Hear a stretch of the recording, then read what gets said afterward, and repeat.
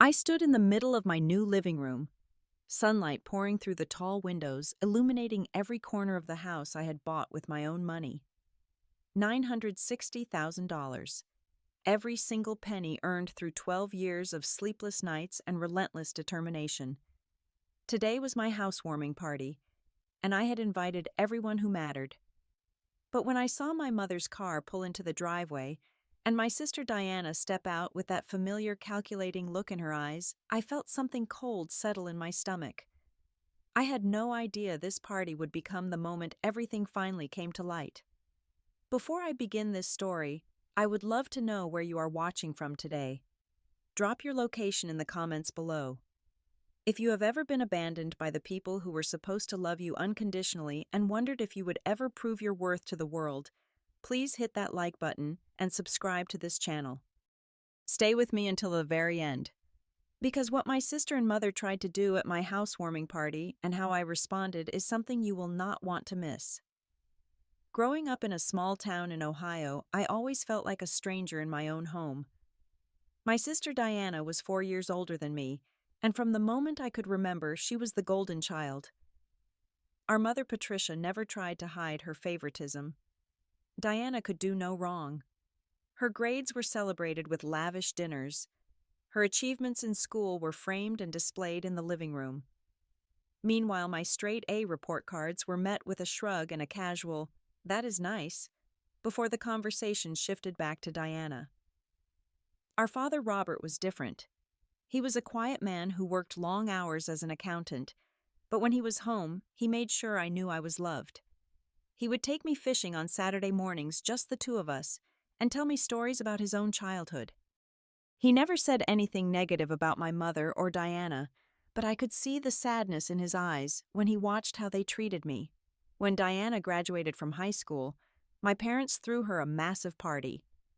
They bought her a brand new car, a shiny red sedan that she drove around town like she owned the world. When I asked my mother if I would get a car too when I graduated, she laughed and said, "We will see. You know, money does not grow on trees." I was 14 then, and I still remember the sting of those words. 2 years later, my father passed away from a sudden heart attack. I was 16, and my world collapsed. The one person in that house who truly loved me was gone. At the funeral, I watched my mother and Diana comfort each other while I stood alone by his grave, tears streaming down my face. Nobody came to hold my hand. Nobody asked if I was okay. After my father died, things got worse. Diana went off to college fully funded by my parents. Every semester, my mother would write checks for her tuition, her apartment, her living expenses. When I asked about my college fund, my mother told me plainly, "Your father did not leave as much as we thought. Diana is already in school, so we have to prioritize her. You will have to figure something out on your own." I worked part-time jobs throughout high school, saving every dollar I could. I rode an old bicycle to school while Diana came home for holidays in her fancy car, bragging about her sorority and her boyfriend. I learned to become invisible in that house, to expect nothing and ask for even less. The day I turned 18 changed everything. It was exactly 2 weeks after my high school graduation. I had applied to several colleges and received acceptance letters, but I had no idea how I would pay for any of them. That morning I woke up hoping maybe my mother had planned something small for my birthday. A cake, perhaps. A card. Instead, she called me into the living room. Diana was there sitting on the couch with a smug expression on her face. She had gotten married the year before to a man named Greg, and they were expecting their first child. My mother sat in her favorite armchair, her hands folded in her lap. "We need to talk about your living situation," my mother said, her voice cold and businesslike. I felt my stomach drop. "What do you mean?" "You are 18 now, legally an adult. Diana and Greg need more space for the baby, and we have decided to give them your room." She paused, letting the words sink in. "You have 2 days to pack your things and find somewhere else to live." I stood there frozen. "You are kicking me out on my birthday," Diana chimed in, her voice dripping with false sweetness. "You should be grateful, honestly. Mom and Dad raised you for 18 years. That is more than a lot of people get. It is time for you to stand on your own 2 feet. I looked at my mother, searching for any sign of remorse, any flicker of maternal love. There was none. She reached into her purse and pulled out an envelope, handing it to me. There is $200 in there. It is all we can spare. Good luck. That night I lay in my bed for the last time, listening to my mother and Diana laughing in the kitchen. They were talking about how they would redecorate my room for the baby. They discussed paint colors and furniture as if I had already ceased to exist. The next morning I packed everything I owned into a single backpack. I took one last look at the house I had grown up in, then walked out the front door. I did not look back. I took a bus to Columbus with nothing but my backpack and that $200. I found the cheapest room I could rent, a tiny space above a laundromat that smelled like detergent and mold. The first few months were brutal. I worked 3 jobs just to survive. Mornings I served coffee at a small cafe. Afternoons I stocked shelves at a warehouse. Nights I delivered pizzas until midnight. I slept 4 hours on good nights, sometimes less. I ate ramen noodles and day-old bread from the discount bin at the grocery store. There were nights when my stomach ached from hunger, but I refused to spend money on anything that was not absolutely necessary. Every extra dollar went into a savings account. I had no idea what I was saving for, but I knew I had to build something, anything to prove that I could survive. 6 months after I left home, I made the mistake of calling my mother. I was lonely, exhausted, and desperate to hear a familiar voice. Maybe I thought she missed me. Maybe she regretted what she had done. She answered on the 3rd ring. "What do you want?" "I just wanted to talk," I said, my voice cracking. "To see how you are doing." "Are you calling to ask for money because we do not have any to give you?" "No, Diana just had the baby. A boy." "We are very busy. Do not call again unless it is important." She hung up. I sat on the floor of my tiny room and cried until I had no tears left. Then I got up, washed my face, and went to my night job.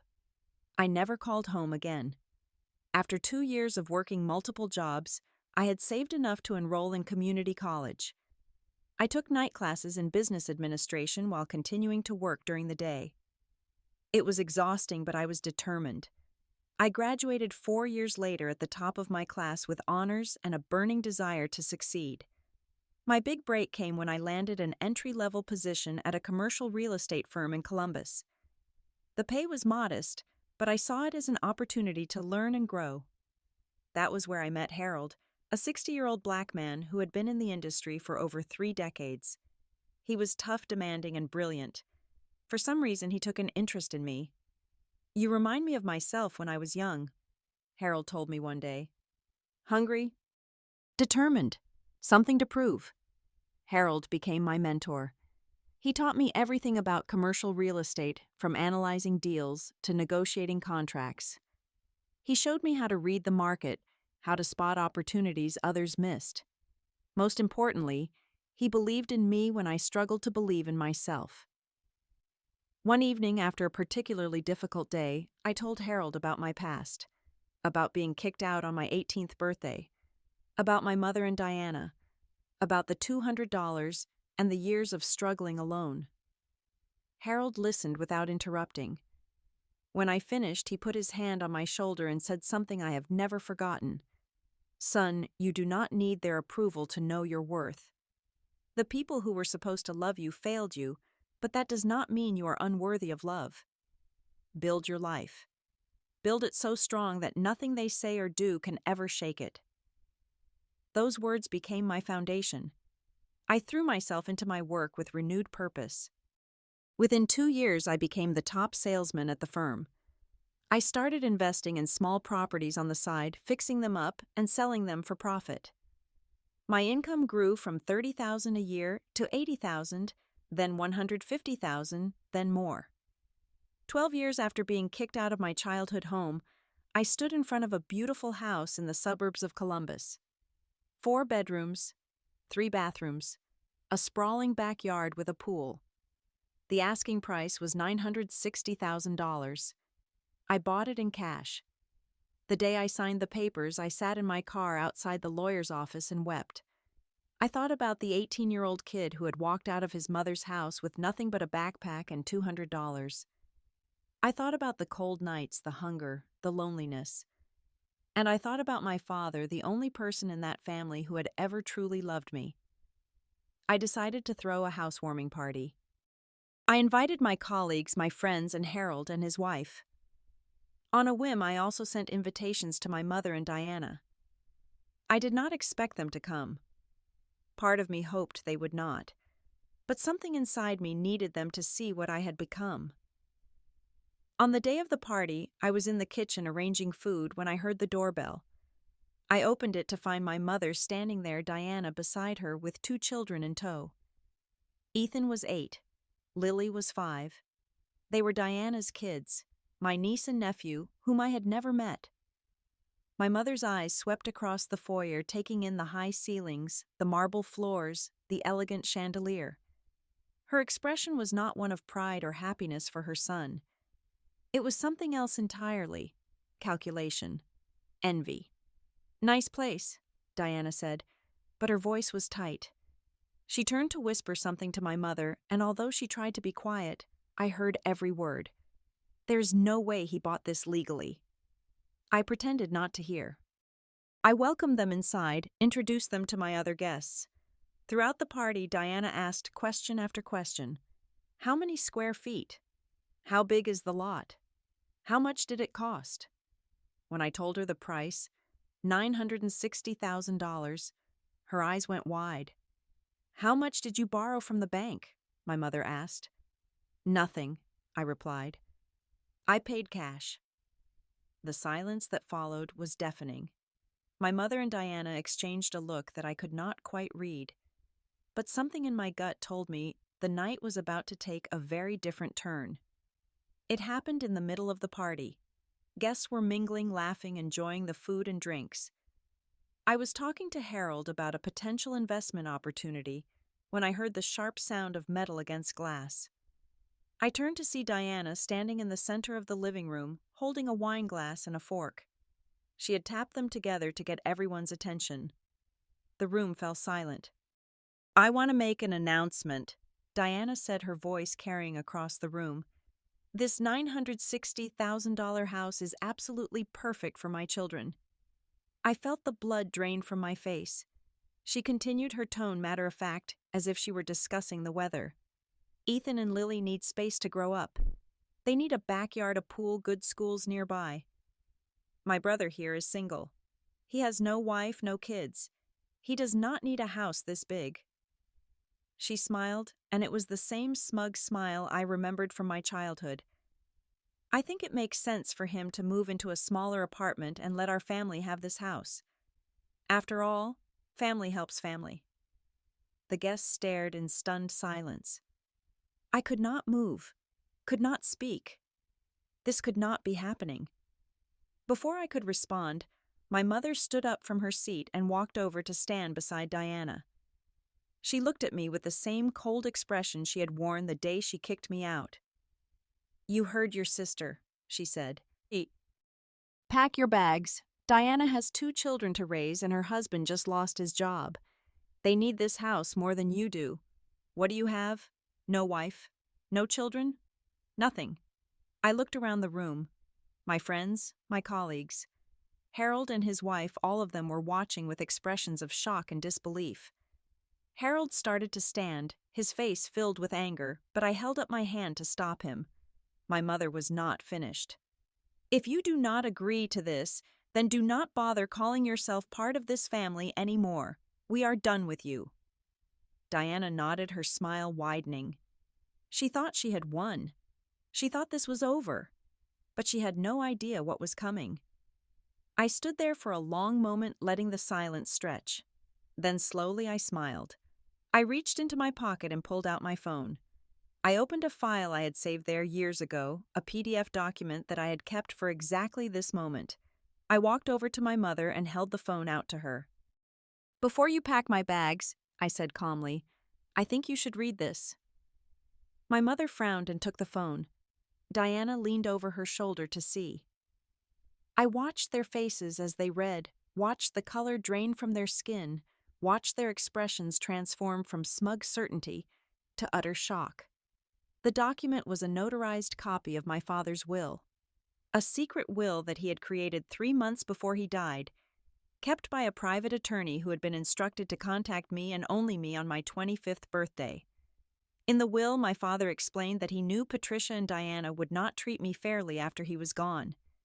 He knew they would favor Diana, would push me aside, would deny me my fair share. So he had created a trust fund in my name, funded with $400,000 from a life insurance policy and investments they knew nothing about. The trust was to remain secret until I turned 25, and then it would be released to me directly. I received this money 7 years ago. I said, my voice steady. I used it as seed capital for my investments. Those investments grew into enough money to buy this house with cash. I paused, letting the words sink in. Dad was the only person in this family who ever loved me, and it turns out he was protecting me even after he died. My mother looked up at me, her face pale, her hands trembling. Why would Robert do this? Why would he hide this from me? Because he knew exactly who you were, I replied. Both of you. Diana's shock quickly turned to anger. Her face flushed red and she stepped toward me with her fists clenched. This is not fair, she hissed. I am the oldest. I should have gotten that money. It should have been split between us.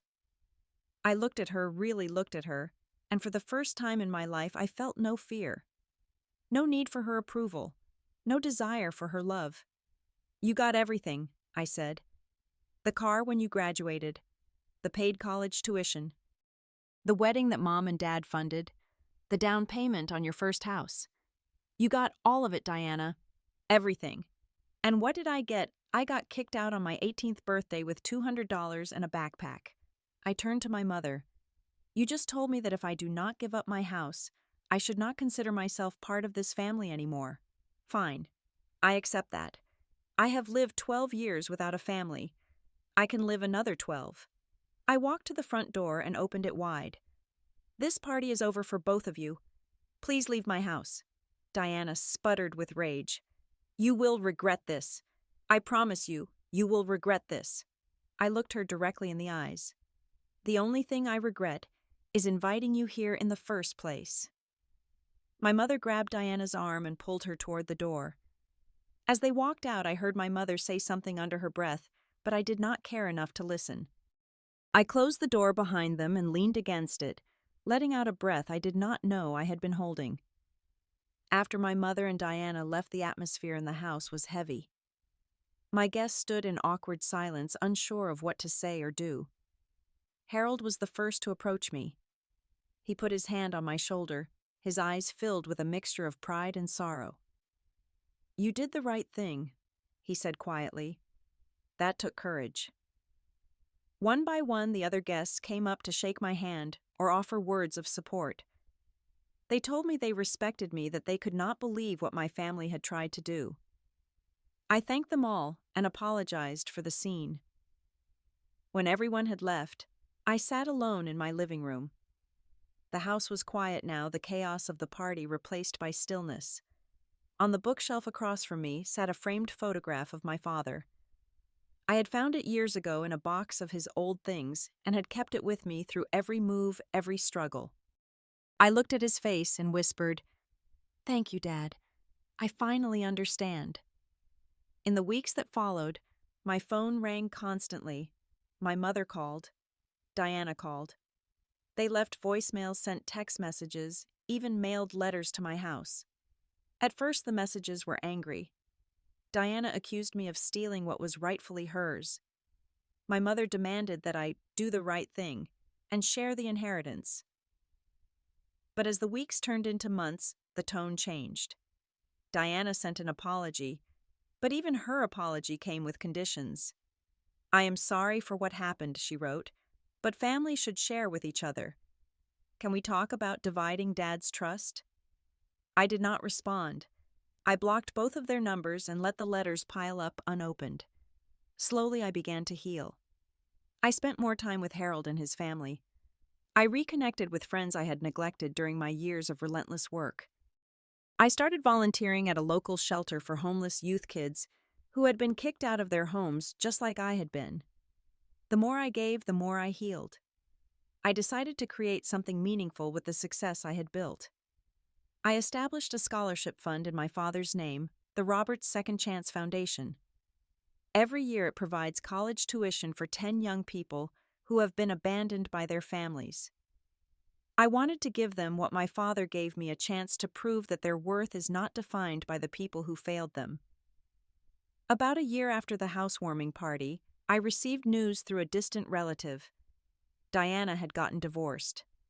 Greg had left her for another woman and she was struggling to make ends meet. My mother had been diagnosed with a serious illness and was facing mounting medical bills. When I heard this, I felt no joy, no satisfaction, just a quiet sense of peace. I was no longer angry at them. I was no longer hurt by them. They had become strangers to me, people from a past life that no longer defined who I was.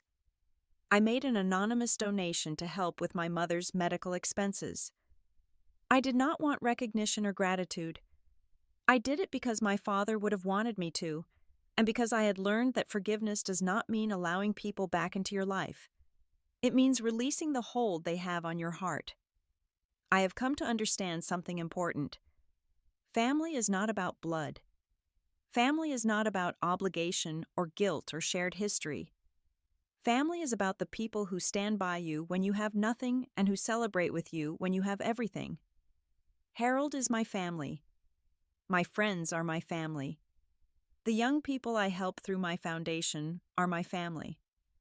I stand on the balcony of my home now, looking out at the garden I have planted with my own hands. Roses, tomatoes, herbs that smell like summer. In a drawer inside, I keep an old birthday card my father gave me when I turned 10. His handwriting is faded but still legible. Son, never let anyone tell you that you are not worthy. I believe in you.